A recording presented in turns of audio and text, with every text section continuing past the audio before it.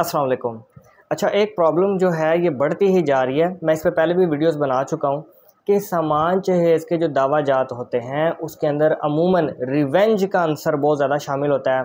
मियाँ बीवी जो अब मियाँ बीवी के स्टेटस में नहीं रहे, वो डिवोर्सी हो चुके हैं, अलग हो चुके हैं, साबका हो चुका है उनका अज़दवाजी रिलेशन, वो रिवेंज करते हुए बदला लेने के लिए अगर औरत केस दायर कर रही है तो वो जहेज़ सामान जहेज़ बढ़ा चढ़ा के बयान करेगी अपने दावे के अंदर। वो ख़र्चा मांग रही है तो खामद को ऐसे शो करेगी जिस तरह के वो बहुत अरबोंपति मलक रियाज या बिज़नेस होल्डर है, स्पेन में उसकी एजेंसियाँ हैं, अमेरिका में डॉलर आ रहे हैं, यानी इतना बढ़ा चढ़ा के करेगी।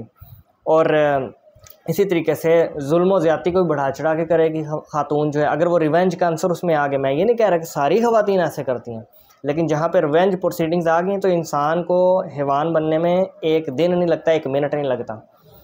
तो जहाँ पे ये रिवेंज प्रोसीडिंग्स आ जाती हैं तो जितने शोहर हजरात हैं या अब वो साबका स्टेटस हो चुका है, वो फिर परेशान होते हैं जनाब कि जहेज़ बहुत बढ़ा चढ़ा के बयान कर दिया गया है, या तो ये जहेज़ ले जा चुकी है ऑलरेडी, हमारे पास कुछ भी नहीं बचा हुआ, या जितना ही बयान कर रही है तो मेरी इतनी बसात नहीं, मेरी इतनी औकात नहीं, मैं वापस किधर से करूँगा अगर इसने साबित कर दिया कोर्ट के अंदर। और इसी तरीके से जो आदमी होते हैं उनकी तरफ से भी रिवेंज प्रोसीडिंग्स का आगाज़ किया जाता है। दोनों तरफ से ये चीज़ें शुरू हो जाती हैं। यहाँ पे मैं सिर्फ अभी एक साइड की बात करने लगा हूँ कि अगर खातून ऐसे करे रिवेंज प्रोसीडिंग्स में बदला लेने के लिए, ज़्यादा जहेज़ बयान करे, ज़्यादा ख़र्चा डिमांड करे कि जनाब ये बहुत अमीर शख्स है, तो उसमें आपने भी अपना मौक़िफ़ सामने रखना है।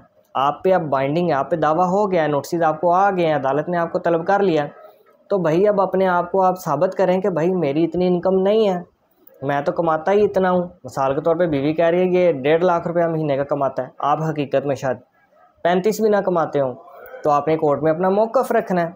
अदालत ने खुद घर आके चेक नहीं करना आपके कि आप कितना कमा रहे हैं, आपने अदालत को वकील मुकर्रर करके बताना है भाई मेरी आमदन इतनी है, मेरी इतनी औकात नहीं है। और अब आप कैसे बताएंगे कि आप जज के घर जाएंगे? नहीं, आपने दावे के मुकाबले में अपना जवाब जमा करवाना है, जिसे जवाब दावा कहते हैं। ये जवाब दावा बहुत अच्छे तरीके से लिखा होना चाहिए, बड़ा वेल कंस्ट्रक्टेड होना चाहिए। जितना अच्छा वकील कराएंगे उतना अच्छा जवाब दावा होगा, चांसेस बढ़ जाते हैं अच्छी लिटिगेशन के, अच्छे जवाब के।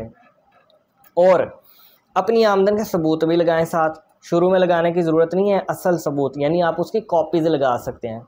जैसे आपकी सैलरी स्लिप है तो आपको असल सैलरी स्लिप लगाने की ज़रूरत नहीं है, अपने जवाब के साथ आप कॉपी भी लगा सकते हैं, बाद में असल दे दीजिएगा जब कोर्ट डिमांड करेगी।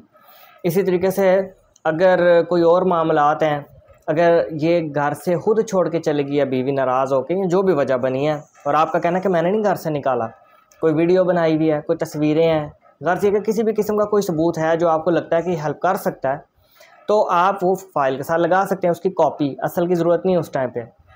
तो आप अपना मुद्दा तो कोर्ट में साबित करना है ना भाई। इसमें रोने की बजाय, परेशान होने की बजाय, और जी आपको तो हॉल पड़ने लग पड़े, ये तो बहुत बड़ा सामान जहेज़ कर दिया, मैं क्या करूं?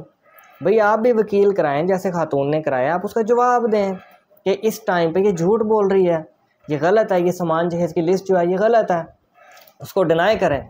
डिनाई कराने के लिए वो वकील आपका तरीकाकार आपको बताएगा कि क्रॉस एग्जामिन कैसे होगी, आपसे सवाल कैसे पूछे जाएंगे, आपने उसका जो जिरा में उससे सवाल कैसे करना औरत से, और ये जो सामान जहेज़ की जो लिस्ट है इसके ऊपर जिरा की जाएगी।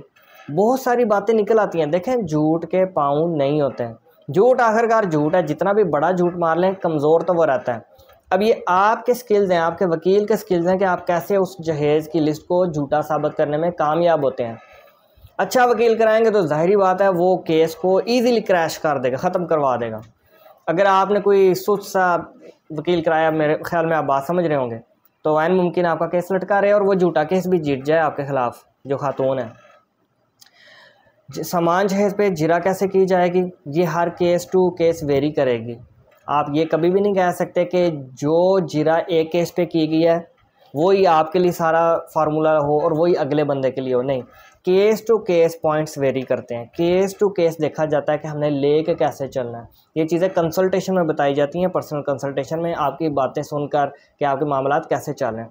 लेकिन जो इस वीडियो का बनाने का मकसद है वो ये है कि अगर आपके ऊपर दावा हो गया तो परेशानी होने की ज़रूरत नहीं है। आप उसके पॉइंट्स नोट आउट कीजिए कि ये चीज़ें जो है ये झूठ बोल रही है, एक बुनियाद बनाएं और फिर उसका जवाब दें। इंशाल्लाह अगर आप सच्चे हैं और खातून झूठ बोल रही है उस केस में, तो आपको इंसाफ मिलेगा। लेकिन अगर आप झूठे हैं और ख़ातून सच बोल रही है तो चांसेस बढ़ जाते हैं ख़ातून जीत जाएगी और आप केस हार जाएंगे। झूठ के पाँव नहीं होते, चाहे जो भी हो जाए। Thank you very much.